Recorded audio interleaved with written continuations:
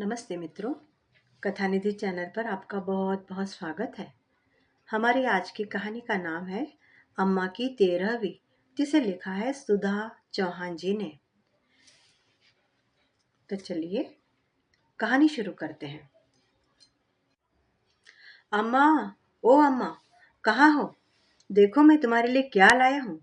अपनी अम्मा के कमरे के अंदर आते हुए आदित्य हाथ में 2 टिकटें लहराते हुए बोला। बेटे की आवाज सुनकर माला फेरती हुई उसकी अम्मा ने उसकी ओर नजर उठाकर देखा तो बोली, यह क्या है बेटा? अम्मा, तुम बहुत दिनों से कह रही थी ना कि मैं तुम्हें गंगा स्नान कराने ले चलूं। तो इस बार हरिद्वार में कुंभ का मेला लगा है। मैंने सोचा कि आपको कुंभ में ले चलता हूँ, गंगा स्नान करवा लाता हूँ। मैं भी गंगा स्नान कर लूंगा। ट्रेन की टिकट भी करवा ली है। बेटे की यह बात सुनकर उर्मिला जी के चेहरे पर खुशी की लहर दौड़ गई। कुंभ का मेला? अरे सच? तू सच में मुझे कुंभ के दर्शन करवाएगा? सच कह रहा है तू ना बेटा? मुझे तो यकीन ही नहीं हो रहा है। अरे अम्मा, मैं झूठ थोड़े बोल रहा हूँ। ये देखो, टिकट तुम्हारे सामने। अब जाने की तैयारी कर लो। जितना भी सामान चाहिए मुझे पहले ही बता देना। पूरे 7 दिन के बाद हम चलेंगे। वाह बेटा, जुग जुग जियो मेरे लाल। गंगा जी में स्नान करूंगी तो मोक्ष मिलेगा मुझे। अच्छा, कौन कौन चलेगा बेटा? सभी चल रहे हैं ना? उर्मिला जी ने मुस्कुराते हुए पूछा तो आदित्य बोला, नहीं अम्मा, सबने जाकर क्या करना है? मालूम है कुंभ पर कितनी भीड़ रहती है। सब लोगों को संभालना बहुत मुश्किल हो जाएगा। इसलिए मैं केवल 2 ही टिकट लेकर आया हूँ, मेरा और तुम्हारा। बेटे की बात सुनकर उर्मिला जी की नजरें अपनी बहू सरोज की ओर गई और सोचने लगी, बेटे के साथ अगर अकेली जाऊंगी तो बहू नाराज हो जाएगी। फिर बोली, अरे आदित्य बेटा, मेरी इतनी उम्र है, तू अकेला मुझे कैसे संभालेगा? घर में तो मैं जैसे तैसे अपने काम कर लेती हूँ। बाहर तो मेरा उठना बैठना भी मुश्किल हो जाएगा। घड़ी घड़ी तो मुझे सहारे की जरूरत पड़ेगी। तभी उनकी बहू सरोज बोली, अरे अम्मा, अब ये आपको ले जा रहे हैं तो संभाल भी लेंगे। और फिर हम तो कहीं ना कहीं जाते आते रहते हैं, फिर कभी चले जाएंगे। और ये भी तो सोचिए कि कुंभ का मेला हर साल थोड़ी ना आता है। उर्मिला जी बोली, लेकिन बहू, आदित्य को मुझे संभालने में परेशानी होगी। उनकी बात सुनकर बेटा आदित्य हंस पड़ा। अम्मा, अब तुम्हें अपने बेटे पर भरोसा नहीं है? अरे जैसा आप मेरे बचपन में मेरा ख्याल रखती थी, वैसे ही मैं भी आपका ख्याल रखूंगा। आपका हाथ मैं कभी नहीं छोड़ूंगा। आपको अच्छे से मेला दिखाऊंगा। आदित्य की बात पर सब लोग हंसने लगे। उर्मिला जी भी खुश हो गई। उनकी बहुत समय से चली आ रही इच्छा पूरी होने जा रही थी और बहू भी नाराज नहीं थी। उर्मिला जी कितनी बार आदित्य से कह चुकी थी कि मरने से पहले एक बार मुझे कुंभ का स्नान करवा दे। अगर कुंभ पर नहीं लेकर जा सकता तो ऐसे ही बद्रीनाथ ले चल, लेकिन एक बार गंगा का स्नान अवश्य करवा दे बेटा। मेरी अंतिम इच्छा पूरी हो जाएगी। लेकिन समय गुजरता रहा और बात चलती रही, परंतु आज जब आदित्य ने अपने आप ही कहा तो उर्मिला जी का मन खुशी से नाच उठा। आज तो वे अपने बेटे और बहू को आशीर्वाद देते नहीं थक रही थी। प्रयागराज जाने के लिए वे दोनों ट्रेन में बैठ गए। उर्मिला जी का तो सफर में बुरा हाल हो रहा था। 2 दिन और 1 रात का सफर था। बेटे का हाथ थामे बार बार बाथरूम जाती रही, लेकिन जैसे ही ट्रेन खिसकने लगती तो पाँव डगमगाने लगते। किसी तरह गिरती पड़ती सीट तक पहुंच पाती थी। अरे अम्मा, संभालो अपने आप को। अभी तो सफर शुरू ही हुआ है, आगे कैसे करोगी? हाँ बेटा, प्रयास कर रही हूँ संभालने का, पर उम्र हो गई है ना। हाथ की पकड़ भी ढीली हो चुकी है और पाँव भी डगमगाने लगे हैं। लाचार होते हुए उर्मिला जी बोली तो आदित्य ने कहा, कोई बात नहीं अम्मा, मैं हूं ना, मैं सब संभाल लूंगा। उर्मिला जी की आंखें ममता भरे आंसुओं से भीग उठी। रात के समय ट्रेन की छुक छुक और सीटी की आवाज ने सोने भी नहीं दिया। रह रह कर वो सोचती कि बेवजह मैंने आदित्य को तंग किया। वह भी पूरी रात जागता रहा। इससे अच्छा तो गंगाजल घर में लाकर उसी से नहा लेती। अब मुझे समझ में आ रहा है कि क्यों आदित्य हर बार मेरी गंगा नहाने की बात को टाल देता था। खैर, भगवान का नाम जपते जपते किसी तरह सफर पूरा हुआ। गाड़ी रुकी तो प्लेटफॉर्म की भीड़ भाड़ को देखकर उर्मिला जी हैरान रह गई, थोड़ी घबरा भी गई। आदित्य ने दोनों थैले अपने कंधे पर लटकाए और अपनी अम्मा का हाथ पकड़कर डिब्बे से बाहर प्लेटफॉर्म पर उतरा, फिर हाथ पकड़कर स्टेशन से बाहर ले आया। उसी समय काली घटाएं छाने लगी थी और ठंडी ठंडी हवाएं चलने लगी। अरे बेटा, मुझे तो बहुत ठंड लग रही है। ये मौसम को भी आज ही बिगड़ना था क्या? ना जाने कब बरसने लगेगा। अम्मा की यह बात सुनकर आदित्य बोला, अम्मा थोड़ी देर हम स्टेशन पर ही बैठ जाते हैं। मौसम ठीक होने पर ही बाहर निकलेंगे। थोड़ी देर के बाद आदित्य उठकर कहीं चला गया और जब लौटा तो उसके हाथ में चाय की दो कुल्हड़ और गरम गरम पकौड़े की थैली थी। माँ बेटे ने वहीं पर बैठकर सुकून से चाय पी और पकौड़े खाए।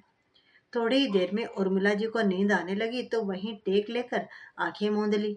करीब 1 घंटे के बाद जब बारिश थम गई और सूरज निकल आया तो बारिश के कारण रेलवे स्टेशन पर जो भीड़ बढ़ गई थी वो भी अब छटने लगी थी। दोनों माँ बेटा एक ऑटो रिक्शा पकड़कर कुंभ के मेले तक पहुंच गए। मेले की शुरुआत में ही रिक्शा वाले ने उन्हें उतार दिया था। करीब 1 डेढ़ किलोमीटर पैदल चलकर गंगा घाट तक पहुंचे तो गिरते पड़ते बड़ी मुश्किल से उन्हें एक डेरे में जगह मिल पाई। आदित्य ने वहीं चादर बिछाकर अपना सामान रख दिया और अम्मा का हाथ पकड़कर गंगा नहाने ले गया। उर्मिला जी ने अपने जीवन भर में इतनी भीड़ कहीं देखी नहीं थी। कहीं लाउडस्पीकर का शोर मच रहा था तो कहीं भजन चल रहे थे, कहीं गंगा मैया की जय जयकार करते लोग घूम रहे थे तो कहीं साधु संतों के प्रवचन। आगे बढ़े तो झूले वाले, खिलौने वाले, पूरी कचौरी और मिठाई की दुकानें, धार्मिक किताबों की और तस्वीरों की दुकानें। हर जाति और धर्म के लोगों को देखकर वो हैरान थी। उन्हें ऐसा लग रहा था कि जैसे वह किसी दूसरी ही दुनिया में पहुंच गई है। ये सब देखते हुए वह अपने बेटे आदित्य का हाथ कस के थामे हुए थी। रास्ता बनाते बनाते आदित्य उन्हें किनारे तक लेकर आया, परंतु यहाँ भी भीड़ ही भीड़ थी। आदित्य ने हाथ पकड़कर अपनी अम्मा को गंगा में स्नान करवाया और फिर खुद स्नान किया। गंगा में फूल और प्रसाद चढ़ाया तो न जाने कब से मन में बसी उर्मिला जी की अभिलाषा पूरी हुई। खुशी के मारे उनके आंसू निकल आए। हाथ जोड़कर प्रार्थना की कि गंगा मैया, मेरे आदित्य जैसा बेटा हर माँ को देना। आज उसी के कारण तो मैं आपके दर्शन कर पाई हूँ। ऐसा कहते हुए उर्मिला जी ने थोड़ा गंगा जल एक बोतल में भर लिया। जाते समय गंगा मैया को प्रणाम किया कि पता नहीं दोबारा गंगा मैया के दर्शन कर भी पाऊंगी या नहीं। आदित्य ने अपनी माँ को मेला घुमाया, खूब खिलाए पिलाए। फिर उर्मिला जी बोली, बस बेटा, अब मैं बहुत थक चुकी हूँ, अब और नहीं चला जाता। तब आदित्य उन्हें वापस डेरे पर ले आया। चलो अम्मा, अब तुम यही आराम करो, मैं थोड़ा घूम घाम कर आता हूँ। ऐसे कहते हुए आदित्य ने अपनी जेब में से कुछ रुपए निकाले और अपनी अम्मा के हाथ में थमा दिए। अरे बेटा, इन रुपयों का क्या करूंगी मैं? तू है तो सही मेरे पास, और वैसे भी मेरी साड़ी के पल्लू से 200 का नोट बंधा है। ऐसा कहते हुए उर्मिला जी उसे पैसे वापस करने लगी तो आदित्य बोला, अरे नहीं अम्मा, रख लो। पैसा वक्त बेवक्त काम आ ही जाता है। कुछ खरीदने का मन होता है या कहीं मेले में मेरी जेब कट गई तो। आदित्य के ऐसा कहने पर उर्मिला जी ने रुपए रख लिए, ये सोचते हुए कि ऐसे मेलों में तो चोर उचक्के और बहुत से ठग घूमते ही रहते हैं और लोगों को बुद्धू बनाकर लोगों की जेब साफ करके निकल जाते हैं, पता भी नहीं चलता। आदित्य अपना थैला लेकर चला गया और उर्मिला जी वहीं पर अपना थैला सर के नीचे लगाकर चादर पर लेट गई। आज उनका मन बहुत संतुष्ट था। आदित्य ने भी उनका खूब ध्यान रखा था। लेटे लेटे उनकी आंख लग गई, लेकिन जब आंख खुली तो देखा सूरज अस्त हो रहा था। इधर उधर देखा तो आदित्य अभी तक लौटा नहीं था। उनके माथे पर चिंता की लकीरें उभर आई। अनजानी जगह और अनजाने लोग, अपने आदित्य के बारे में पूछूं भी तो किससे? फिर उन्होंने अपना सारा सामान टटोल कर देखा तो सब कुछ सुरक्षित ही था। अपनी साड़ी के पल्लों में बंधे हुए 200 रुपए के नोट को भी सुरक्षित देखा तो डेरे से बाहर जाकर इधर उधर बेटे को ढूंढने लगी। तभी सामने देखा तो हैरान रह गई। आदमियों का एक झुंड तेजी से भागता हुआ आ रहा था। इससे पहले कि वह कुछ समझ पाती, जोर जोर से चीख पुकार मचने लगी। फिर पता लगा कि मेले में एक हाथी ने उधम मचा दिया है, जिस कारण सारे तरफ भगदड़ मची हुई है और भगदड़ में गिरकर कुचलने से बहुत से लोग घायल हो गए हैं। यह बात सुनकर उर्मिला जी को तो जैसे काटो तो खून नहीं। उनका कलेजा मुंह को आने लगा। कहीं उनका आदित्य तो इस भीड़ में नहीं है? नहीं नहीं, ऐसा नहीं हो सकता। ऐसा कहते हुए उर्मिला जी एक यात्री से पूछने लगी, भैया, ये किस समय की बात है? उसने बताया, माँ जी, करीब करीब 5 बजे की बात है। जब साधु हाथियों पर बैठकर स्नान करने जा रहे थे तो उनमें से एक हाथी बिगड़ गया, जिसके कारण यह कांड हो गया। जितने भी लोग जख्मी हुए हैं उन्हें अस्पताल पहुंचाया जा रहा है और कुछ लोग मर गए हैं, उन्हें सरकारी गाड़ी से उठाया जा रहा है। क्या आपका भी कोई लापता है? उस व्यक्ति की बात सुनकर उर्मिला जी की आंखों में आंसू आ गए और दिल जोर जोर से डर के मारे धड़कने लगा। वे रोते हुए बोली, क्या बताऊं, मेरा बेटा भी 1 बजे से मेला घूमने के लिए निकला था, लेकिन अभी तक लौटा नहीं। लेकिन माँ जी, उसकी कोई फोटो तो होगी। फोटो? फोटो तो नहीं है मेरे पास। बेटा अब क्या करूं? उर्मिला जी रोने लगी। माँ जी आप रो मत, देखिए सामने वो पुलिस चौकी है, आप वहीं जाकर पता कर लीजिए।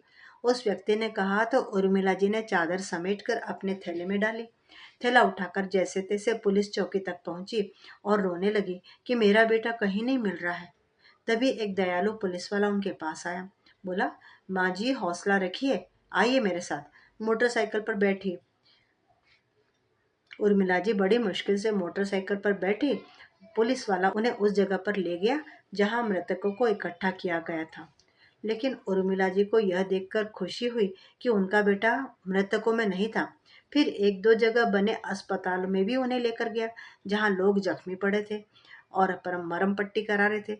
डॉक्टर उनकी मरम पट्टी करने में जुटे हुए थे, परंतु यहाँ भी आदित्य का पता नहीं चल पाया। अब उर्मिला जी सोचने लगी कि कहीं आदित्य डेरे पर वापस तो नहीं लौट गया। वह मुझे ढूंढ रहा होगा, बेचारा परेशान हो जाएगा मुझे ढूंढते हुए। कहीं वह मेरा इंतजार तो नहीं कर रहा हो। हालांकि उन्होंने पुलिस चौकी पर उसका हुलिया बता दिया था और उन्होंने कहा था कि अगर मेरा बेटा मिले तो मेरे लौटने तक उसे यहीं रोक कर रखना। इस उम्मीद से कि आदित्य वही मेरा इंतजार कर रहा होगा, उर्मिला जी ने आकर पता किया। तब उन्हें मालूम पड़ा कि कोई भी उनके बारे में पूछने के लिए नहीं आया था। डेरे में गई तो वहां भी उनका बेटा नहीं मिला। आधी रात हो गई थी। बेचारी अम्मा कभी डेरे में जाती तो कभी पुलिस चौकी पर, लेकिन बेटे का कहीं पता नहीं था। जब रात का 1 बज गया तो पुलिस वालों ने कहा, माँ जी आप जाकर आराम कीजिए, यदि आपका बेटा पूछने आया तो हम उसे आपके पास भेज देंगे। पुत्र वियोग से व्याकुल उर्मिला जी आशा भरी नजरों से कभी यहाँ देखती तो कभी वहां देखती। फिर आखिर थकी हारी चादर बिछाकर लेट गई, लेकिन आंखों में थकावट के बावजूद चिंता की वजह से नींद नहीं थी। कहाँ चला गया मेरा बेटा? इतने बड़े मेले में कहाँ ढूंढूं उसे? यहाँ तो कोई अपना भी नहीं है। यदि आदित्य न लौटा तो मैं अकेले घर कैसे जाऊंगी? बहू मुझसे आदित्य के बारे में पूछेगी तो मैं उसका सामना कैसे करूंगी? यह सोचते सोचते उर्मिला जी स्वयं को ही कोसने लगी कि व्यर्थ ही गंगा नहाने की जिद ठान बैठी थी। अगर आदित्य टिकट ले ही आया था तो मना भी तो कर सकती थी ना। टिकट तो वापस भी हो सकते थे। इतनी बड़ी मुसीबत तो ना पड़ती। अब कहाँ ढूंढूं मैं अपने बेटे को? फिर उर्मिला जी को ख्याल आने लगा कि कहीं आदित्य को कोई ठग बहला फुसला कर तो नहीं ले गया। कितना सीधा है मेरा बेटा, बहुत जल्दी किसी की भी बातों पर भरोसा कर लेता है। या फिर किसी ने कोई गलत चीज तो उसे सूंघा ना दी हो, बेहोश तो नहीं कर दिया और उसका सारा पैसा, अंगूठी और चेन छीन कर उसे कहीं फेंक ना दिया हो। यह सोच सोचकर उर्मिला जी अंदर ही अंदर चिंता के मारे घुली जा रही थी। मन में उठने वाली आशंकाओं का अंत ही नहीं था। अगले दिन जब सुबह हुई तो उर्मिला जी नहाना धोना भूलकर सीधा चौकी पर पहुंच गई। एक ही दिन में पुलिस चौकी के लोग उन्हें पहचानने लगे थे। बोले, आइए माँ जी, क्या आपका बेटा लौटा? नहीं, अभी तक नहीं। उर्मिला जी रोते हुए बोली, कहाँ देखो, तुम्हें ढूंढ कर ले आओ मेरे बेटे को, एक माँ की दुआएं लगेंगी। उर्मिला जी का रो रो कर बुरा हाल था। फिर पुलिस वाला बोला, अम्मा धीरज रखो, हम कुछ करते हैं। सभी डेरे में अनाउंसमेंट करवाते हैं। आपका बेटा मेले में जहाँ कहीं भी होगा तुरंत दौड़ा आएगा आपके पास। आप ऐसा कीजिए, अपना नाम और पता लिखवा दीजिए और फिर जाकर स्नान ध्यान कीजिए, जल्दी ही मिल जाएगा आपका बेटा। भगवान पर भरोसा रखिए अम्मा। अब तो पुलिस वालों को भी उर्मिला जी से हमदर्दी हो गई थी। रोती बिलखती बेचारी बूढ़ी अम्मा डेरे में वापस लौट आई। जैसे तैसे गंगा में स्नान किया, लेकिन मन उनका आज कल जैसा प्रफुल्लित नहीं था। वह मन ही मन प्रार्थना करती रही कि हे गंगा मैया, मेरा आदित्य जहाँ भी हो कुशल पूर्वक हो। वही तेरे दर्शन कराने के लिए यहाँ तक लेकर आया था और वही हाथ छुड़ाकर ना जाने कहाँ गुम हो गया। और मुझ बूढ़ी को तो कुछ समझ में नहीं आ रहा कि क्या करो। हे भगवान, आप ही कोई चमत्कार करो, मेरा खोया हुआ बेटा वापस मिल जाए तो वापस जाकर बहू को मुंह दिखाने लायक बन सकूं। मन ही मन उन्होंने भगवान को प्रसाद भी बोल दिया। पूजा अर्चना से निपट कर उर्मिला जी हर आने जाने वाले व्यक्ति को आशा भरी निगाह से देखती। दूर दूर तक उनकी निगाहें आने जाने वालों का पीछा करती कि कहीं आदित्य दिख जाए। घाट पर बैठे बैठे शाम हो गई। अब तो पेट में मरोड़ पड़ने लगी थी। कल शाम से न तो भोजन का एक निवाला पेट में गया था और ना ही पानी की एक बूंद। फिर ध्यान आया कि अगर मैं खुद बीमार पड़ गई तो अपने बेटे को कैसे ढूंढूंगी। उसे ढूंढना है तो खुद को स्वस्थ रखना होगा, नहीं तो यहाँ मेरा कौन बैठा है जो मान मनोहार करके मुझे खिलाएगा। ऐसा सोचते हुए पास में चल रहे भोज पर गई। आलू की सब्जी के साथ 2 रोटी खा ली और पानी पिया तो कलेजे को थोड़ी शांति मिली। अपने बेटे के लिए उन्होंने 4 रोटियां बचा ली कि आदित्य जब मिलेगा तो बेचारा भूखा प्यासा होगा, उसे खिला दूंगी। बेचारी माँ का हृदय। बेटे को ढूंढते ढूंढते उर्मिला जी वापस अपने डेरे में पहुंच गई।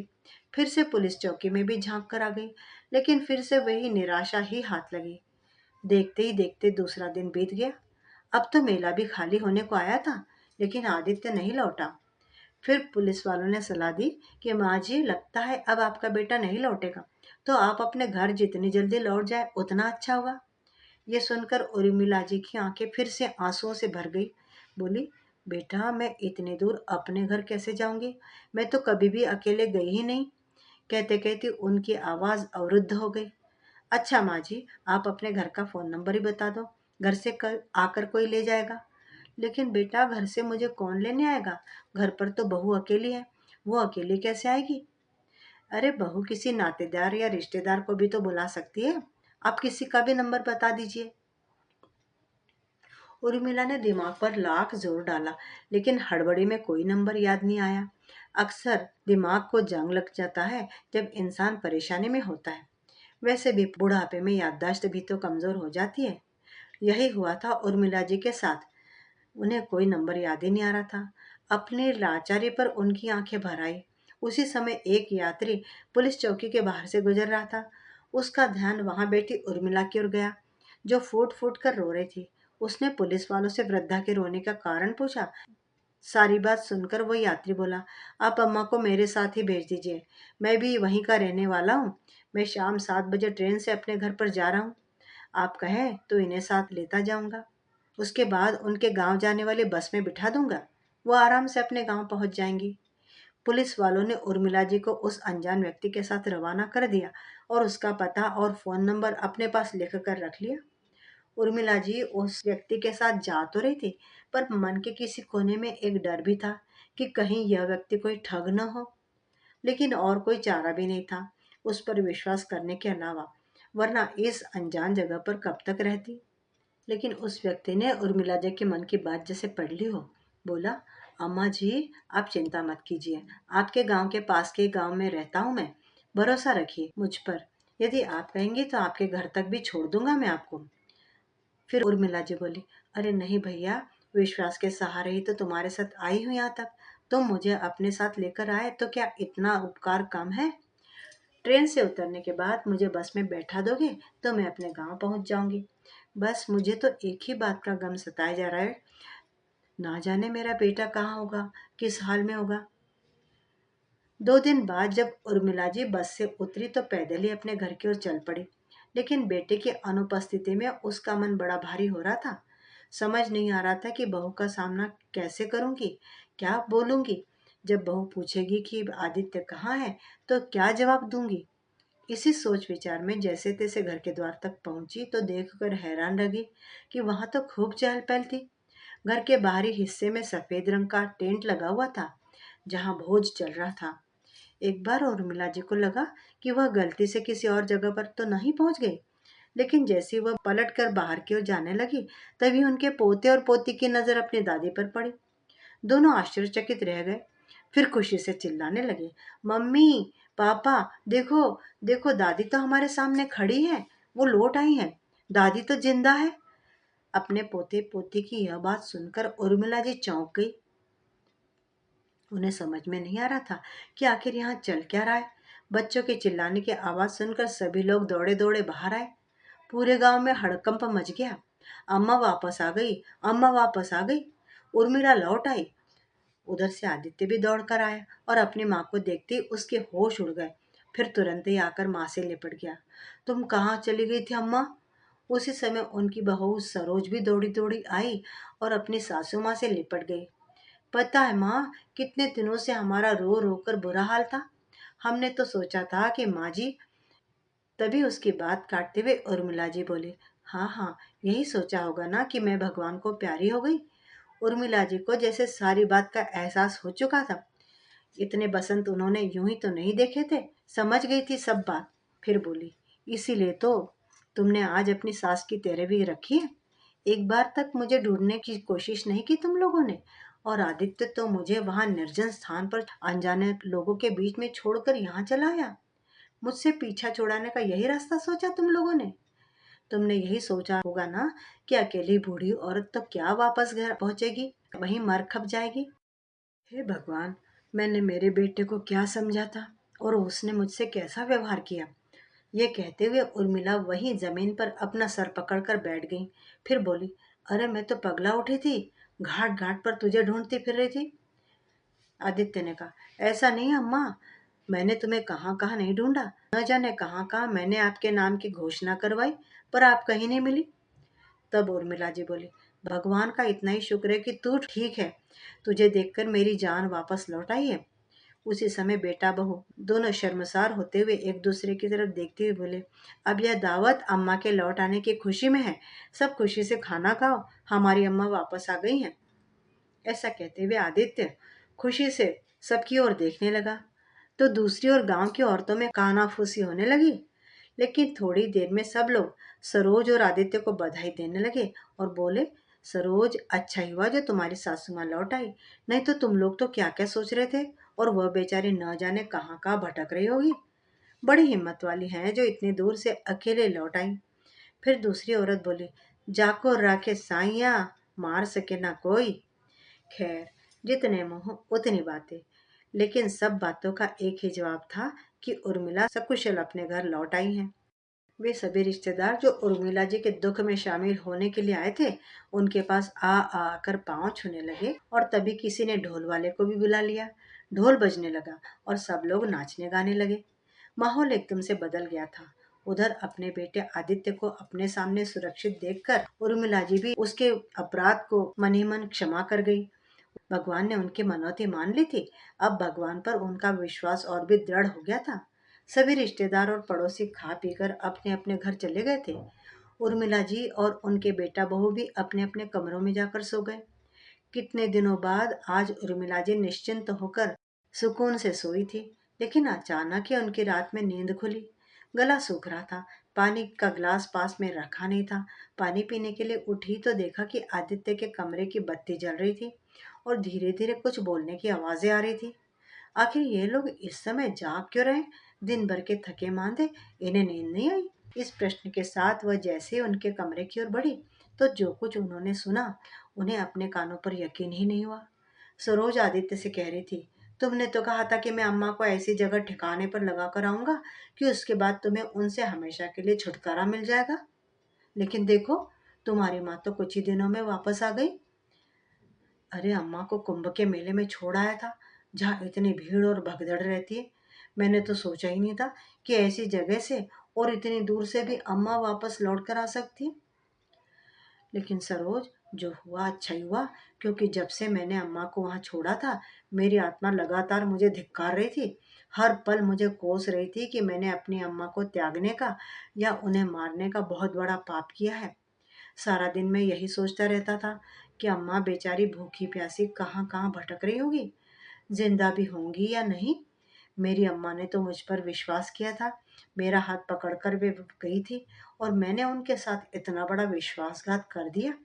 मुझे कितने दिनों से नींद नहीं आ रही थी सरोज। अम्मा को इस प्रकार गंगा घाट पर छोड़कर आने का अपराध मुझे अंदर ही अंदर खा रहा था। और सरोज, तुम अम्मा के आने पर दुखी मत होना। जहाँ इतना समय अम्मा को झेला है, वहाँ कुछ समय और सही। अच्छा हुआ कि अम्मा लौट आई, वरना मैं उनकी मृत्यु का कारण बन जाता। भगवान तेरा लाख लाख शुक्र है। इतनी बात सुनते उर्मिला जी के पैरों के तले जमीन थरथराने लगी और कुंभ के मेले का सारा दृश्य उनकी आंखों के सामने आने लगा। पिछले दिनों उन्होंने लगभग सारे कुंभ के मेले में घूम लिया था। अपने बेटे के नाम की जगह जगह घोषणा करवाई थी, पर अपने नाम की घोषणा तो उन्होंने कहीं सुनी नहीं थी। कितना बड़ा झूठ बोला था आदित्य ने मुझसे। ये दोनों मुझसे मुक्त होने के लिए मुझे प्रयागराज लेकर गए। मैं इतना बड़ा बोझ बन चुकी थी अपने बेटे बहू के ऊपर कि वो जीते जी मुझसे छुटकारा पाना चाहते। यह सब सोचते सोचते उर्मिला जी की आंखों के आगे अंधेरा सा छाने लगा। इससे पहले कि वह खुद को संभाल पाती, वह धड़ाम से जमीन पर गिरी। एक बूढ़ी माँ का कमजोर हृदय अपने बेटे को ढूंढने की सारी कोशिशें झेल गई थी, पर ये सदमा वह नहीं झेल पाई। आज सच में ही उसे अपनों से भी मुक्ति मिल गई और मोक्ष मिल गया था। मित्रों, अभी आप सुन रहे थे सुधा चौहान जी ने लिखी हुई कहानी अम्मा की 13वीं। सुधा जी को धन्यवाद। मित्रों, आपको ये कहानी कैसी लगी? कहानी के बारे में अपनी राय कमेंट बॉक्स में ज़रूर लिखिएगा। चैनल पर नए हैं तो चैनल को सब्सक्राइब भी ज़रूर कर लीजिएगा। आपका दिन शुभ हो।